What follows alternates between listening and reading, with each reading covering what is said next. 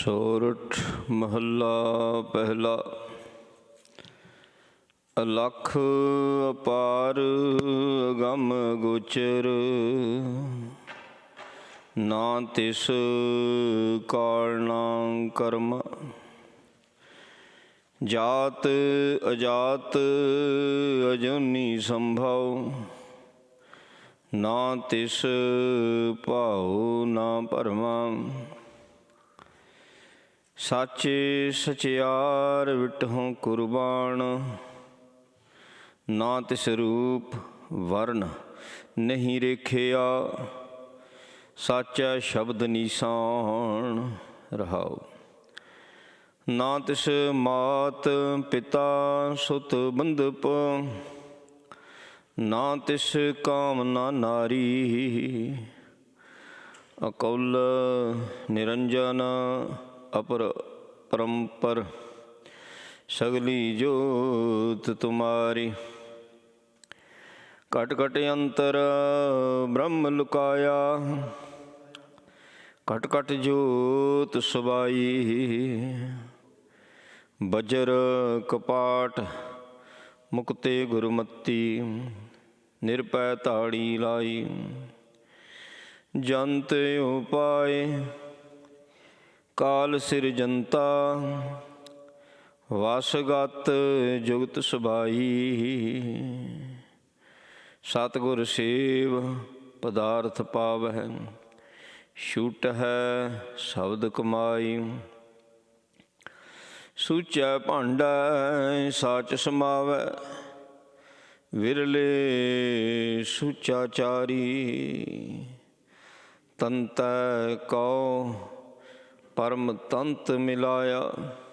ਨਾਨਕ ਸ਼ਰਨ ਤੁਮਾਰੀ, ਸੂਚੈ ਭਾਂਡੈ ਸਾਚ ਸਮਾਵੈ।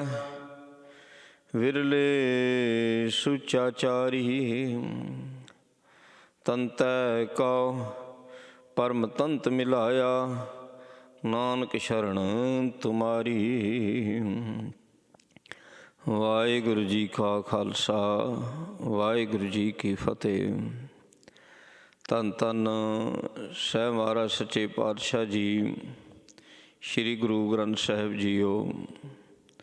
ਸਾਹਿਬਾਂ ਦੀ ਪਾਵਨ ਪਵਿੱਤਰ ਹਜ਼ੂਰੀ ਅੰਦਰ ਜੁੜ ਬੈਠੀ ਗੁਰੂ ਦੇ ਪਿਆਰ ਵਾਲੀ, ਗੁਰੂ ਦੀ ਸਾਜੀ ਨਵਾਜੀ ਸਾਧ ਸੰਗਤ ਜੀ।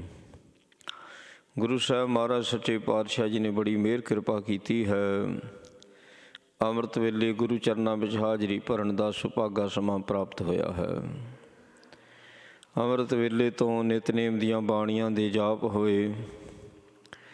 ਆਸਾ ਜੀ ਦੀ ਵਾਰ ਦੇ ਕੀਰਤਨ ਗੁਰਮੁਖਾਂ ਪਾਸੋਂ ਸਰਵਣ ਕੀਤੇ ਨੇ,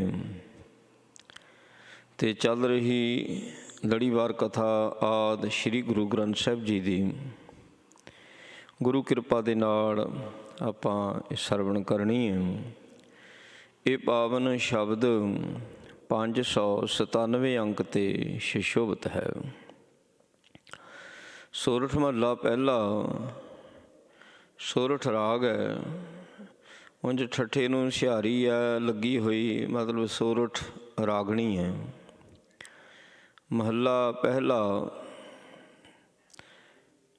ਇੱਕ ਵੀ ਸੁਰ ਦਾ ਫਰਕ ਜਦੋਂ ਪੈ ਜਾਂਦਾ ਅਤੇ ਰਾਗ ਤੋਂ ਰਾਗਣੀ ਦਾ ਰੂਪ ਲੈ ਲੈਂਦਾ। ਜਿਹੜੇ ਰਾਗ ਵਿਦਿਆ ਦੇ ਮਾਹਰ ਨੇ ਉਹਨਾਂ ਨੂੰ ਇਹਨਾਂ ਦਾ ਪਤਾ ਹੈ। ਪਹਿਲਾ ਮਹੱਲਾ ਭਾਵ ਗੁਰੂ ਨਾਨਕ ਦੇਵ ਮਹਾਰਾਜ ਜੀ ਦੀ ਬਾਣੀ ਆ। ਸੱਚੇ ਪਾਤਸ਼ਾਹ ਜੀ ਕਿਰਪਾ ਕਰ ਰਹੇ ਨੇ, ਆਓ ਸਰਵਣ ਕਰਦੇ ਹਾਂ। ਅਲਖ ਅਪਾਰ ਅਗੰਮ ਅਗੋਚਰ, ਨਾ ਤਿਸ ਕਾਲ ਨਾ ਕਰਮ। ਅਕਾਲ ਪੁਰਖ ਪਰਮਾਤਮਾ, ਉਹ ਦੇਖਿਆ ਨਹੀਂ ਜਾ ਸਕਦਾ, ਅਦ੍ਰਿਸ਼ ਹੈ, ਅਲਖ। ਉਹਨੂੰ ਜਾਣਿਆ ਹੀ ਨਹੀਂ ਜਾ ਸਕਦਾ, ਸਮਝਿਆ ਨਹੀਂ ਜਾ ਸਕਦਾ। ਅਪਾਰ, ਉਹਦਾ ਕੋਈ ਪਾਰਾਵਾਰ ਹੈ ਹੀ ਨਹੀਂ ਹੈ, ਉਹ ਪਾਰਾਵਾਰ ਤੋਂ ਰਹਿਤ ਹੈ। ਅਗੰਮ, ਉਹਦੇ ਤੱਕ ਪਹੁੰਚਿਆ ਨਹੀਂ ਜਾ ਸਕਦਾ। ਅਗੰਮ ਹੈ, ਅਸੀਂ ਪਹੁੰਚ ਨਹੀਂ ਸਕਦੇ, ਗਮਨ ਨਹੀਂ ਕਰ ਸਕਦੇ, ਅਗੰਮ ਹੈ। ਅਗੋਚਰ, ਉਹਨੂੰ ਪਕੜਿਆ ਨਹੀਂ ਜਾ ਸਕਦਾ। ਇੰਦਰੀਆਂ ਦੀ ਪਹੁੰਚ ਤੋਂ ਪਰੇ ਹੈ।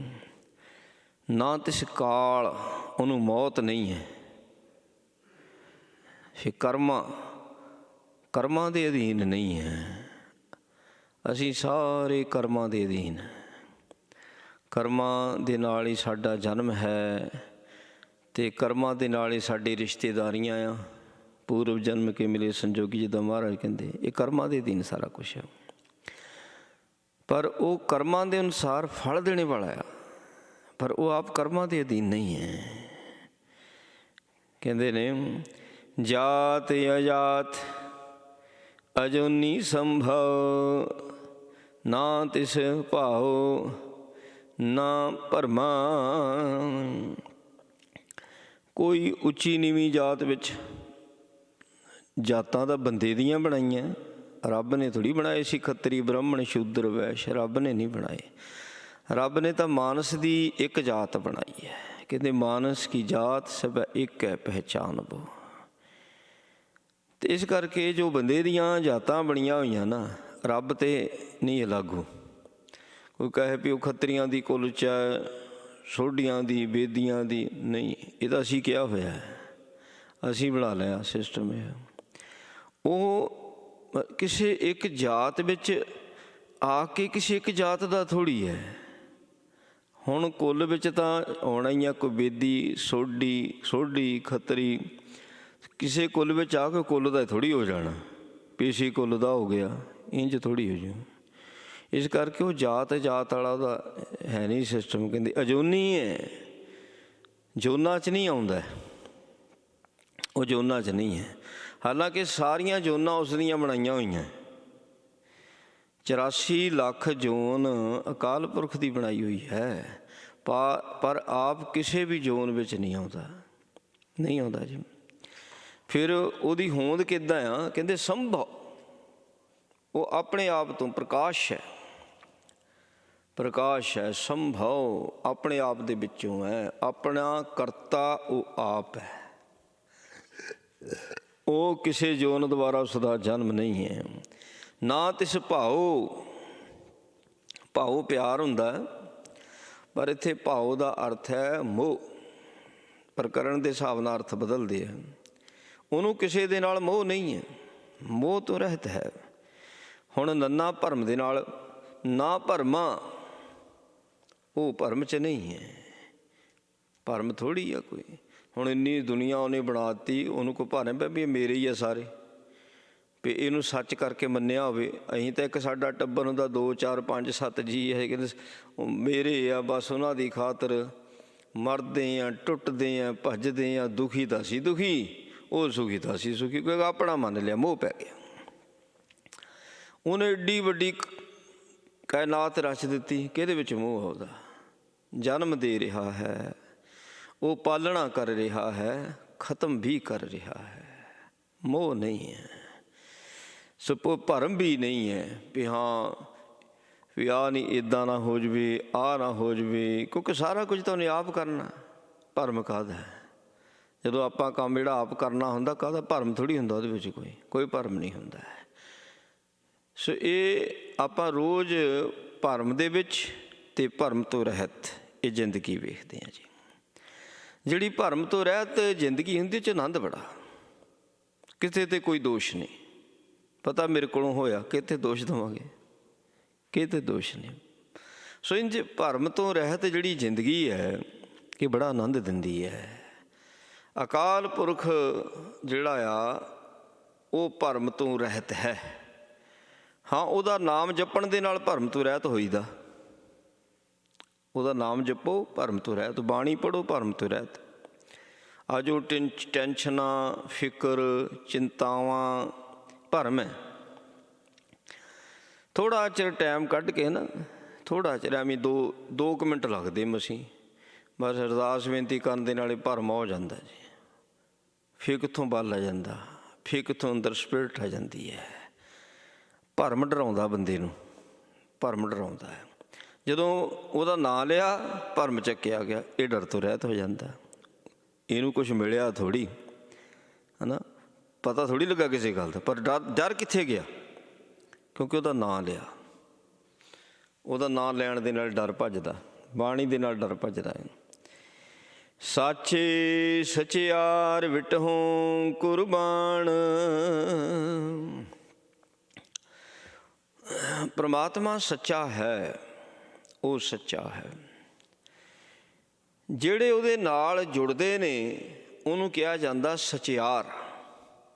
ਮਹਾਰਾਜ ਕਹਿੰਦੇ ਕਿਵ ਸਚਿਆਰਾ ਹੋਈ ਹੈ, ਕਿਵ ਕੂੜੇ ਟੁੱਟੇ ਪਾਲ। ਆਹ ਜਿਹੜੀ ਕੂੜ ਦੀ ਪਾਲ ਆ ਨਾ, ਦੀਵਾਰ ਹੈ, ਭਰਮ ਨੂੰ ਕੂੜ ਦੀ ਪਾਲ ਕਿਹਾ ਹੋਇਆ।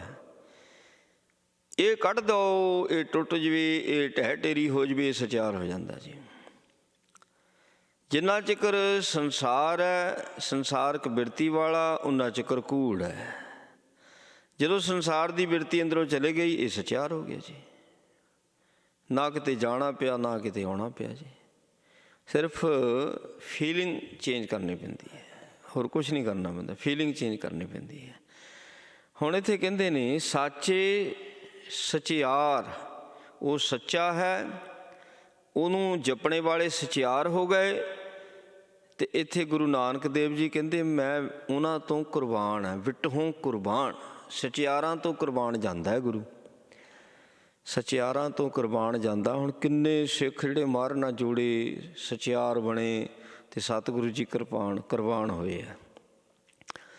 ਗੁਰੂ ਅੰਗਦ ਦੇਵ ਜੀ ਦੀ ਪਦਵੀ ਪਾਈ ਬਾਬੇ ਲਹਿਣੇ ਨੇ, ਬਾਬਾ ਬੁੱਢਾ ਜੀ ਨੇ ਪੂਰਨ ਬ੍ਰਹਮ ਗਿਆਨੀ ਦੀ ਪਦਵੀ ਪਾਈ ਹੈ ਜੀ, ਬਾਬਾ ਬੁੱਢਾ ਜੀ ਨੇ। ਅਤੇ ਹੋਰ ਪਤਾ ਨਹੀਂ ਕਿੰਨੇ ਕੁ ਸਚਿਆਰ ਹੋਏ, ਕੋਈ ਗਿਣਤੀ ਥੋੜ੍ਹੀ। ਇਤਿਹਾਸ ਵਿੱਚ ਤਾਂ ਚਲੋ ਥੋੜ੍ਹੀ ਬਹੁਤ ਗਿਣਤੀ ਹੈ ਸਿੱਖਾਂ ਦੀ ਜਿਹੜੇ ਨਿਹਾਲ ਹੋ ਗਏ, ਪਰ ਬਹੁਤੇ ਐਸੇ ਨੇ ਜਿਨ੍ਹਾਂ ਦੇ ਨਾ ਕੋਈ ਨਾਂ ਆਇਆ, ਉਹ ਕਿਸੇ ਗਿਣਤੀ 'ਚ ਨਹੀਂ, ਪਰ ਉਹ ਸਚਿਆਰ ਹੋ ਗਿਆ ਜੀ, ਉਹ ਸਚਿਆਰ ਹੋ ਗਏ। ਹੁਣ ਮਹਾਰਾਜ ਕਹਿੰਦੇ ਜਿਹੜੇ ਸਚਿਆਰ ਹੋ ਜਾਂਦੇ ਹਨ ਨਾ, ਮੈਂ ਉਹ ਤੋਂ ਕੁਰਬਾਨ ਹੈ। ਗੁਰੂ ਸਾਹਿਬ ਜੀ ਕਹਿੰਦੇ, ਗੁਰੂ ਨਾਨਕ ਦੇਵ ਜੀ, ਨਾ ਤਿਸ ਰੂਪ ਵਰਨ ਨਹੀਂ ਰਖਿਆ, ਸਾਚਾ ਸ਼ਬਦ ਨਿਸ਼ਾਨ।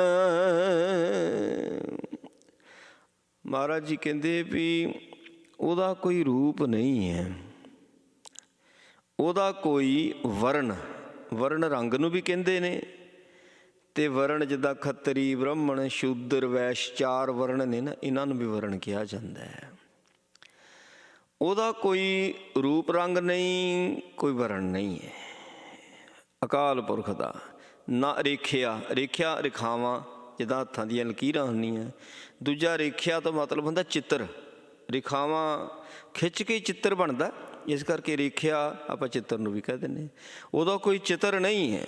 ਜਿੱਦਾਂ ਗੁਰੂ ਕਲਗੀਧਰ ਮਹਾਰਾਜ ਕਹਿੰਦੇ ਚਕਰ ਚਿਹਨ ਅਰ ਬਰਨ ਜਾਤ ਅਰ ਪਾਤ ਨਹਿਨ ਜੇ, ਰੂਪ ਰੰਗ ਅਰ ਰੇਖ ਭੇਖ ਕੋ ਕਹਿ ਨਾ ਸਕਤ ਕੇ।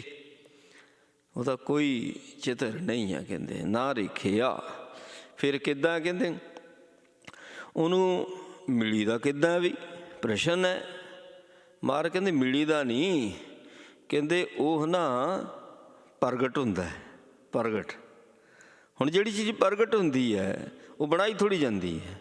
ਸੂਰਜ ਪ੍ਰਗਟ ਹੁੰਦਾ, ਬੰਦਾ ਥੋੜ੍ਹੀ ਬਣਾਉਂਦਾ। ਚੰਦ ਪ੍ਰਗਟ ਹੁੰਦਾ, ਬੰਦਾ ਥੋੜ੍ਹੀ ਬਣਾਉਂਦਾ ਜੀ।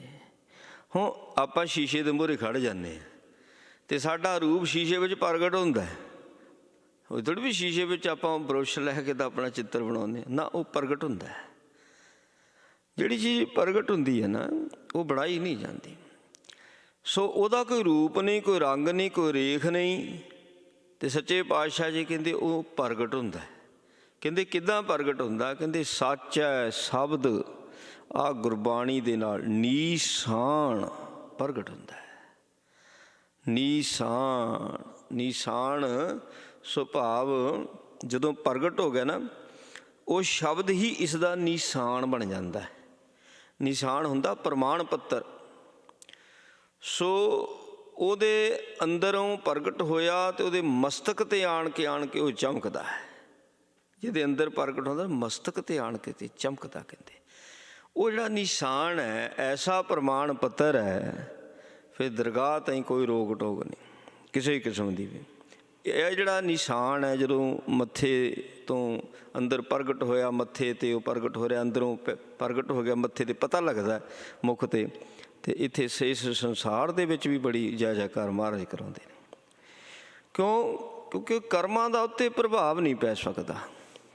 ਬੰਦਾ ਦੁਖੀ ਤਾਂ ਕਰਮਾਂ ਕਰਕੇ ਹੀ ਆ, ਉਹਦਾ ਕਰਮਾਂ 'ਤੇ ਪ੍ਰਭਾਵ ਵੀ ਕੋਈ ਨਹੀਂ।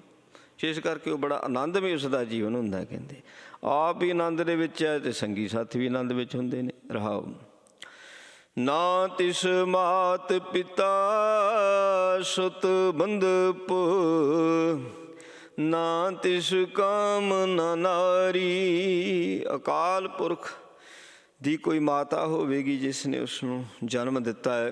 ਕਹਿੰਦੇ ਨਹੀਂ, ਉਹ ਸਾਰਿਆਂ ਦੀ ਮਾਤਾ ਆ, ਉਹਨੇ ਸਾਰਿਆਂ ਨੂੰ ਜਨਮ ਦਿੱਤਾ। ਜਨਮ ਦਿੱਤਾ, ਰਿਜ਼ਕ ਦਿੰਦਾ, ਪਾਲਦਾ, ਸਭ ਕੁਝ ਕਰਦਾ।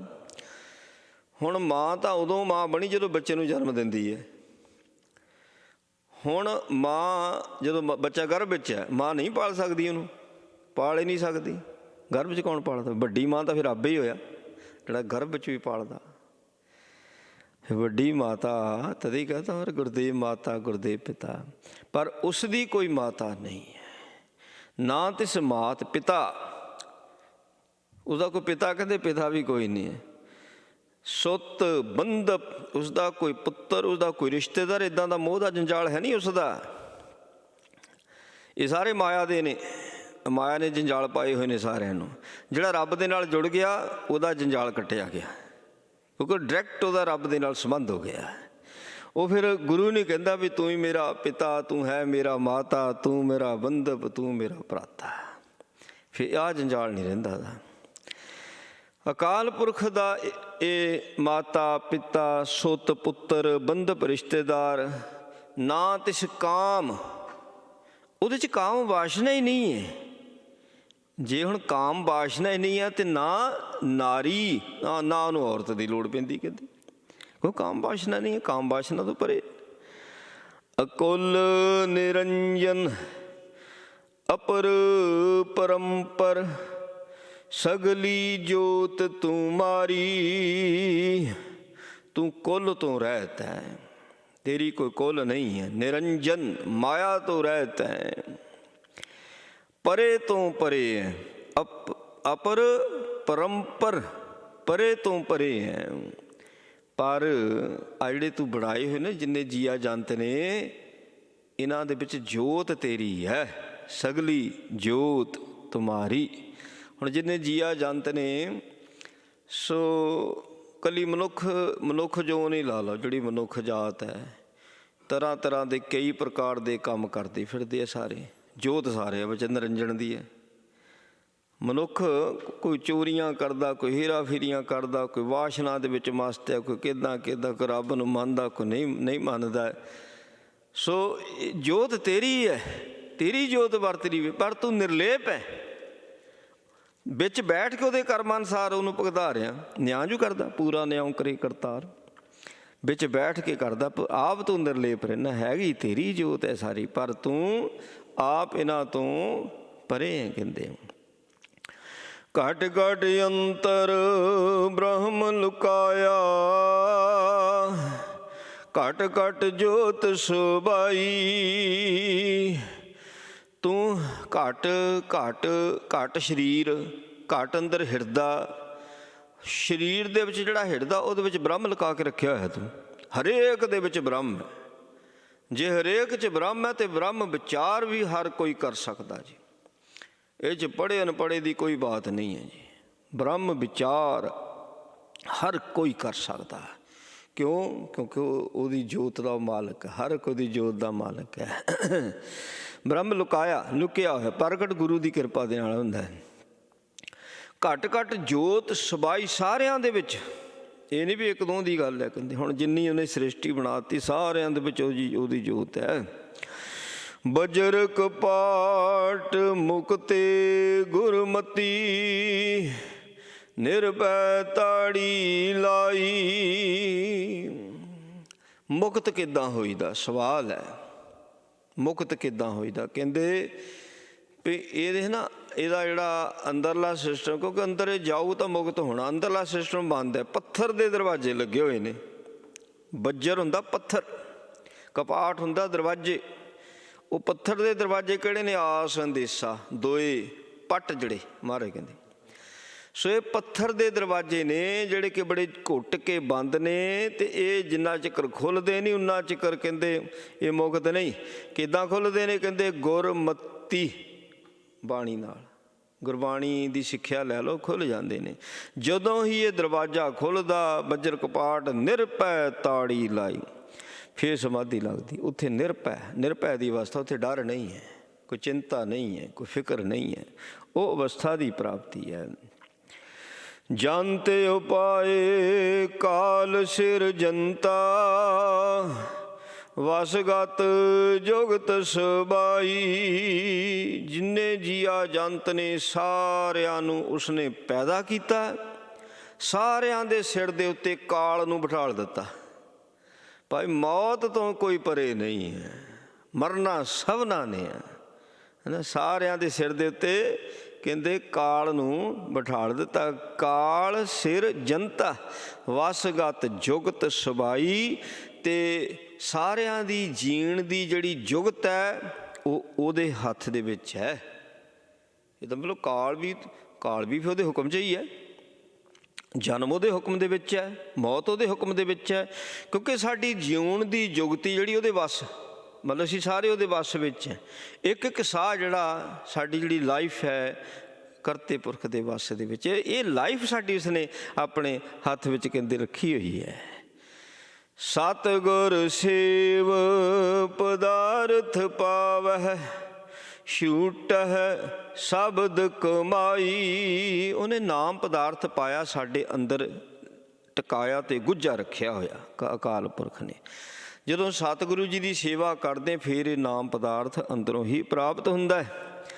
ਅਤੇ ਨਾਮ ਪਦਾਰਥ ਗੁਰੂ ਦੀ ਕਿਰਪਾ ਨਾਲ ਪ੍ਰਾਪਤ ਹੋਇਆ। ਅਤੇ ਜਦੋਂ ਉਹ ਨਾਮ ਪਦਾਰਥ ਦੀ ਇਹ ਕਮਾਈ ਕਰਦਾ ਗੁਰੂ ਦੀ ਕਿਰਪਾ ਨਾਲ, ਫਿਰ ਛੁਟਕਾਰਾ ਹੁੰਦਾ। ਗੁਰੂ ਦੀ ਰਹਿਮਤ ਦੇ ਨਾਲ ਸੋਝੀ ਹੋਈ, ਅੰਦਰੋਂ ਨਾਮ ਮਿਲਿਆ, ਬਾਅਦ 'ਚ ਕਮਾਈ ਕੀਤੀ, ਫਿਰ ਛੁਟਕਾਰਾ ਹੋ ਗਿਆ। ਕਹਿੰਦੇ ਸੂਚੈ ਭਾਂਡਾ, ਸੂਚਾ ਭਾਂਡੇ ਸਰੀਰ ਨੂੰ ਇਹਨੂੰ ਕਹਿ ਦਿੱਤਾ, ਭਾਂਡੇ ਨਾ ਉਹਦੇ। ਜਿਹੜਾ ਤਨ ਪਾਪ ਨਹੀਂ ਕਰਦਾ, ਜਿਸ ਸਰੀਰ 'ਚ ਪਾਪ ਨਹੀਂ, ਜਿਹਦੇ ਅੰਦਰੋਂ ਪਾਪ ਨਹੀਂ ਪੈਦਾ ਹੁੰਦਾ, ਉਹਨੂੰ ਸੁੱਚਾ ਭਾਂਡਾ ਕਿਹਾ ਜਾਂਦਾ। ਜਿਹੜਾ ਪਾਪ ਕਮਾਉਂਦਾ, ਕਿਉਂਕਿ ਅੰਦਰਲੇ ਤਨ ਨੂੰ, ਅੰਦਰਲਾ ਤਨ ਸਾਡਾ ਮਨ ਹੋ ਗਿਆ, ਮਨ ਵਿੱਚ ਖਿਆਲ ਮਾੜੇ ਪੈਦਾ ਹੁੰਦੇ, ਫਿਰ ਭਾਂਡਾ ਸਾਡਾ ਮਲੀਨ ਹੈ। ਭਾਂਡਾ ਤ ਮਲੀਨ ਧੋਤਾ ਹਿੱਸਾ ਨਾ ਹੋਈ ਸੀ। ਤਨ ਮਨ ਸੁੱਚਾ ਚਾਹੀਦਾ। ਸੋ ਸੁੱਚਾ ਭਾਂਡਾ ਸਾਚ ਸਮਾਵੈ। ਜਿੰਨਾ ਚਿਕਰ ਭਾਂਡਾ ਮਲੀਨ ਆ ਉਹਨਾਂ ਚਿਕਰ ਸੱਚ ਨਹੀਂ ਸਮਾਉਂਦਾ। ਸੁੱਚੇ ਭਾਂਡੇ ਵਿੱਚ ਸੱਚ ਸਮਾਉਂਦਾ। ਵਿਰਲੇ ਸੁਚਾਚਾਰੀ, ਸੱਚੇ ਸੁੱਚੇ ਜੀਵਨ ਵਾਲੇ ਵਿਰਲੇ ਹੁੰਦੇ ਨੇ। ਕਹਿੰਦੇ ਤੰਤੈ ਕੋ ਪਰਮ ਤੰਤ ਮਿਲਾਇਆ, ਨਾਨਕ ਸ਼ਰਨ ਤੁਮਾਰੀ। ਜਿਹੜੇ ਤੇਰੀ ਸ਼ਰਨ ਵਿੱਚ ਆ ਜਾਂਦੇ ਨੇ ਉਹਨਾਂ ਦੀ ਆਤਮਾ ਤੰਤ, ਉਹਨਾਂ ਦੀ ਆਤਮਾ ਪਰਮ ਤੰਤ ਪਰਮਾਤਮਾ। ਜਿਹੜੇ ਤੇਰੀ ਸ਼ਰਨ ਵਿੱਚ ਆ ਗਏ ਉਹਨਾਂ ਦੀ ਆਤਮਾ ਹੀ ਪਰਮਾਤਮਾ ਦੇ ਨਾਲ ਮਿਲਦੀ ਹੈ, ਭਾਵ ਗੁਰੂ ਦੁਆਰੇ, ਉਂਝ ਨਹੀਂ। ਮਹਾਰਾਜ ਨੇ ਕਿਰਪਾ ਕੀਤੀ, ਪਾਵਨ ਉਪਦੇਸ਼ ਬਖਸ਼ਿਆ। ਗੁਰੂ ਕਿਰਪਾ ਕਰੇ ਉਪਦੇਸ਼ ਸਾਡੇ ਹਿਰਦਿਆਂ ਵਿੱਚ ਬਸੇ ਭੁੱਲਾਂ ਦੀ ਖਿਮਾ ਜੀ। ਆਓ ਆਨੰਦ ਸਾਹਿਬ ਦਾ ਪਾਠ ਕਰੀਏ। ਰਾਮ ਕਲੀ ਮਹੱਲਾ ਤੀਜਾ। ਆਨੰਦ ਏਕ ਓਂਕਾਰ ਸਤਿਗੁਰ ਪ੍ਰਸਾਦ। ਆਨੰਦ ਪਿਆ ਮੇਰੀ ਮਾਈ, ਸਤਿਗੁਰੂ ਮੈਂ ਪਾਇਆ, ਸਤਿਗੁਰ ਤਾਂ ਪਾਇਆ ਸਹਿ ਛੇਤੀ, ਮਨ ਵਜੀਆਂ ਵਧਾਈਆਂ। ਰਾਗ ਰਤਨ ਪਰਵਾਰ ਭਰੀਆਂ, ਸ਼ਬਦ ਗਾਵਣੇ ਆਈਆਂ, ਸ਼ਬਦੂਤਾਂ ਗਾਵੋ ਹਰੀ ਕੇਰਾ, ਮਨ ਜਿਨੀ ਵਸਾਇਆ। ਕਹੈ ਨਾਨਕ ਆਨੰਦ ਹੋਆ ਸਤਿਗੁਰੂ ਮੈਂ ਪਾਇਆ। ਇਹ ਮਨ ਮੇਰਿਆ ਤੂੰ ਸਦਾ ਰਹੋ ਹਰ ਨਾਲੇ, ਹਰ ਨਾਲ ਰਹੋ ਤੂੰ ਮਨ ਮੇਰੇ, ਦੁੱਖ ਸਭ ਵਿਸਾਰਣਾ। ਅੰਗੀਕਾਰੋ ਕਰੇ ਤੇਰਾ ਕਾਰਜ ਸਭ ਸਵਾਰਣਾ। ਸਭਨਾ ਗੱਲਾਂ ਸਮਰਾ ਸੁਆਮੀ, ਸੋਖਿ ਮਨੋ ਵਿਸਾਰੇ। ਕਹਿ ਨਾਨਕ ਮਨ ਮੇਰੇ ਸਦਾ ਰਹੋ ਹਰ ਨਾਲੇ। ਸਾਚੇ ਸਹਿਬਾ ਕਿਆ ਨਾਹੀਂ ਘਰ ਤੇਰੇ, ਘਰ ਤਾਂ ਤੇਰਾ ਸਭ ਕਿਛ ਹੈ। ਜਿਸ ਤੇ ਸੋ ਪਾਵੇਂ ਸਦਾ ਸਿਵ ਸਲਾਹ ਤੇਰੀ, ਨਾਮ ਮਨ ਵਸਾਵੇ। ਨਾਮ ਜਿਨ ਕੈ ਮਨ ਵਸਿਆ ਵਾਜੇ, ਸ਼ਬਦ ਕਨੇਰੇ। ਕਹਿ ਨਾਨਕ ਸੱਚੇ ਸਾਹਿਬ ਕਿਆ ਨਾਹੀਂ ਘਰ ਤੇਰੇ, ਸਾਚਾ ਨਾਮ ਮੇਰਾ ਆਧਾਰ। ਸਾਚ ਨਾਮ ਆਧਾਰ ਮੇਰਾ, ਜਿਨ ਭੁੱਖਾਂ ਸਭ ਗਵਾਈਆਂ। ਕਰ ਸ਼ਾਨ ਸੁਖ ਮਨਿਆਏ ਵਸਿਆ, ਜਿਨ ਇੱਛਾ ਸਭ ਪੁਜਾਈਆਂ। ਸਦਾ ਕੁਰਬਾਨ ਕੀਤਾ ਗੁਰ ਵਿਟੋਂ, ਜਿਸ ਦੀਆਂ ਵਡਿਆਈਆਂ। ਕਹਿ ਨਾਨਕ ਸੁਣੋ ਸੰਤੋ ਸ਼ਬਦ ਧਰੋ ਪਿਆਰੋ, ਸਾਚਾ ਨਾਮ ਮੇਰਾ ਆਧਾਰ। ਵਾਜੇ ਪੰਜ ਸ਼ਬਦ ਤਿਤ ਘਰ ਸੁਭਾਗੇ, ਕਰ ਸੁਭਾਗੇ ਸ਼ਬਦ ਵਾਜੇ। ਕਾਲਾਂ ਜਿਤ ਕਰ ਤਾਰੀਆ, ਪੰਚ ਦੂਤ ਤਦ ਵਸ ਕੀਤੇ, ਕਾਲ ਕੰਠਕ ਮਾਰਿਆ। ਤੁਰ ਕਰਮ ਪਾਇਆ ਤੁਰਜਨ ਕੋ ਸੇ ਨਾਮ ਹਰ ਕੇ ਲਾਗੇ ਕਹਿ ਨਾਨਕ ਤੈਸ ਕਹੋ ਤਿਤ ਕਰ ਅਨਹਦ ਵਾਜੇ ਆਨੰਦ ਸੁਣੋ ਵਡ ਭਾਗੀਓ ਸਗਲ ਮਨੋਰਥ ਪੂਰੇ ਪਾਰ ਬ੍ਰਹਮ ਪ੍ਰਪਾਇਆ ਉਤਰੇ ਸਗਲ ਵਿਸੂਰੈ ਦੁਖ ਰੋ ਸੰਤਾਪ ਉਤਰੇ ਸੁਣੀ ਸੱਚੀ ਬਾਣੀ ਸੰਤ ਸਾਜਨ ਭਏ ਸਰਸੇ ਪੂਰੇ ਗੁਰ ਤੇ ਜਾਣੀ ਸੁਣ ਤੇ ਪਨੀਤ ਕਹਿ ਤੇ ਪਵਿੱਤ ਸਤਿਗੁਰਿਆ ਭਰਪੂਰੇ ਬਿਨਵੰਤ ਨਾਨਕ ਗੁਰ ਚਰਨ ਲਾਗੇ ਵਾਜੇ ਅਨਹਦ ਤੂਰੇ ਸੁਣ ਤੇ ਪਨੀਤ ਕਹਿ ਤੇ ਪਵਿੱਤ ਸਤਿਗੁਰਿਆ ਭਰਪੂਰੇ ਬਿਨਵੰਤ ਨਾਨਕ ਗੁਰ ਚਰਨ ਲਾਗੇ ਵਾਜੇ ਅਨਹਦ ਤੂਰੇ। ਵਾਹਿਗੁਰੂ ਜੀ ਕਾ ਖਾਲਸਾ ਵਾਹਿਗੁਰੂ ਜੀ ਕੀ ਫਤਿਹ। ਤੂੰ ਠਾਕੁਰ ਤੂੰ